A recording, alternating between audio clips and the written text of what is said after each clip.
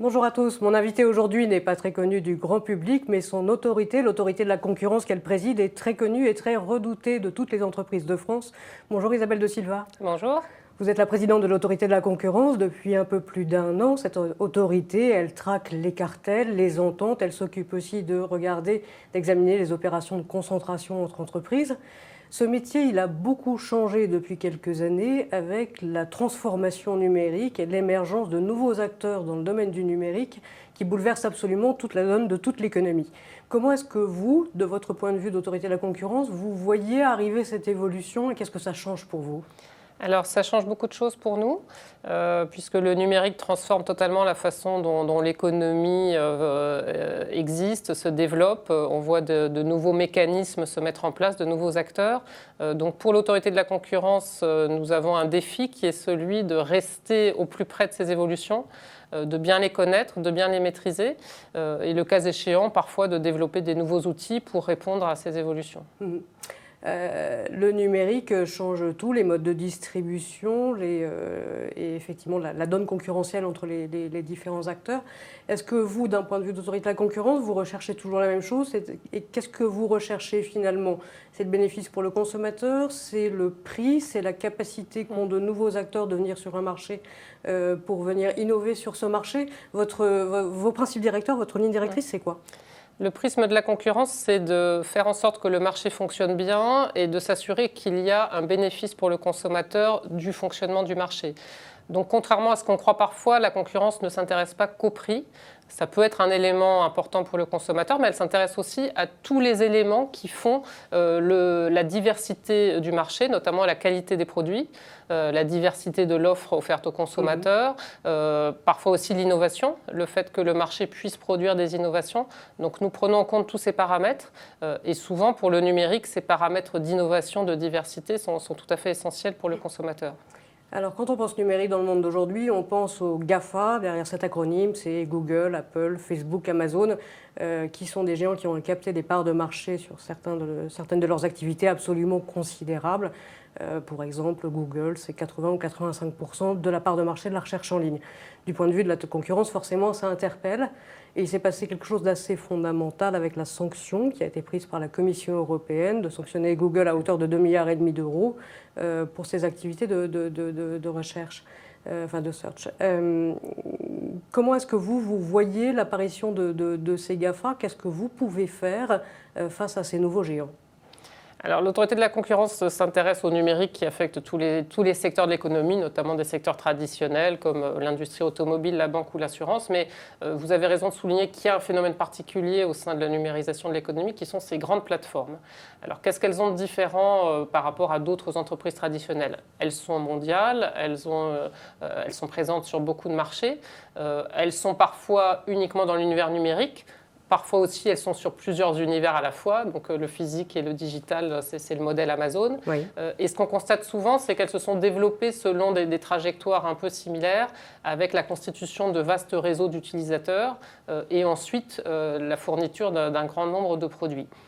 On entend parfois un débat sur est-ce que les autorités nationales ou européennes ont les moyens de s'adresser à ces acteurs, de les réguler ou de les soumettre à une règle commune. On a souvent l'impression qu'elles sont totalement impuissantes par rapport à la force de frappe qu'ont acquis ces entreprises. Je crois qu'aujourd'hui, la démonstration a été faite que les outils du droit de la concurrence fonctionnent, ne sont pas obsolètes et permettent de traiter des situations problématiques à l'aune concurrentielle.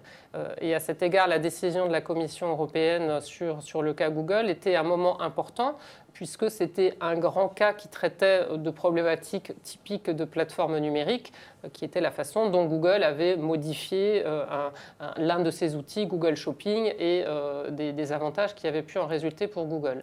Donc cette décision, elle est un peu illustrative de ce que les autorités de concurrence ont des outils juridiques de sanctions pour traiter les problèmes, pas seulement quand il y a position dominante, mais quand il y a abus de position dominante, puisqu'il ne s'agit pas de critiquer une entreprise qui réussit, qui innove par ses propres mérites. Et il faut toujours distinguer le fait que par ses mérites, on peut innover, créer de nouveaux services, se transformer, et ce n'est pas quelque chose qui est illicite au regard du droit de la concurrence. En revanche, lorsque une entreprise abuse de sa position pour avoir un bénéfice qui n'est pas lié à ses propres mérites, alors le droit de la concurrence peut intervenir par le biais des sanctions, par le biais d'engagements éventuellement. Et puis aussi, il lui appartient d'intervenir, et ça me paraît prioritaire, dans un délai qui soit en phase avec le temps de l'économie. Et je crois que toutes les autorités de concurrence ont un devoir d'être encore plus réactives qu'hier, d'agir très vite par des mesures conservatoires lorsqu'il y a un danger imminent pour le marché, mais d'agir plus vite aussi sur les procédures de sanctions pour que les acteurs économiques aient la perception que s'ils sortent des clous de la règle concurrentielle, il y aura la possibilité d'une sanction effective et suffisamment rapide. Cette sanction qui est fondatrice de la Commission européenne contre Google, et on peut y ajouter, même si c'était sur l'aspect fiscal, mais ça a été traité aussi par l'autorité de la concurrence au niveau européen, donc cette décision contre Apple à hauteur de 14 milliards d'euros.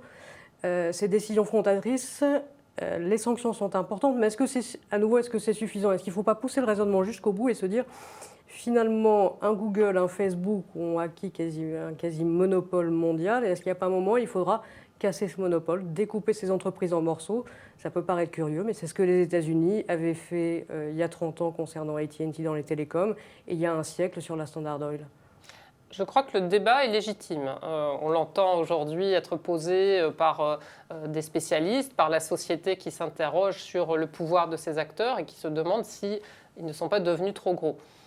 Alors, il faut rappeler que les situations acquises ne le sont pas toujours éternellement et que des grands acteurs peuvent voir leur modèle remis en cause et disparaître. Il y avait des acteurs très puissants hier qui aujourd'hui n'existent plus dans le monde numérique. Moi, je crois qu'il faut que le droit de la concurrence utilise tous ces outils. On peut déjà faire beaucoup avec les outils classiques que sont les sanctions, les engagements lorsqu'il y a des pratiques anticoncurrentielles. On peut faire beaucoup aussi en termes de contrôle des concentrations quand il y a des rachats d'entreprises. Peut-être qu'il faut envisager des innovations législatives et j'examinerai prochainement la question de savoir s'il faut modifier le droit français en termes de concentration pour répondre à ces enjeux numériques. Peut-être faut-il aussi envisager d'autres outils. Aujourd'hui, dans le droit français, nous n'avons pas un outil qui nous permette directement d'agir sur les structures des entreprises, mais le débat existe au niveau européen, voire même au niveau américain. Donc, il est intéressant de se poser la question. Dernière chose, pour bien comprendre ces problématiques de façon assez concrète, l'an dernier, vous aviez approuvé, l'autorité de la concurrence avait approuvé le rapprochement de Fnac et Darty, en tenant compte, et c'était la première fois dans une décision comme celle-là, en tenant compte pas seulement du marché physique, des magasins de ces deux entreprises, mais en tenant compte également des ventes en ligne. Ça avait fait beaucoup débat à l'époque. J'allais dire, aujourd'hui, c'est presque une évidence que de tenir compte de la vente en ligne dans la distribution. Est-ce que ça veut dire que dans tous les rapprochements qu'on pourrait avoir demain entre enseignes de distribution, la vente en ligne, Amazon pour faire simple, sera pris en compte?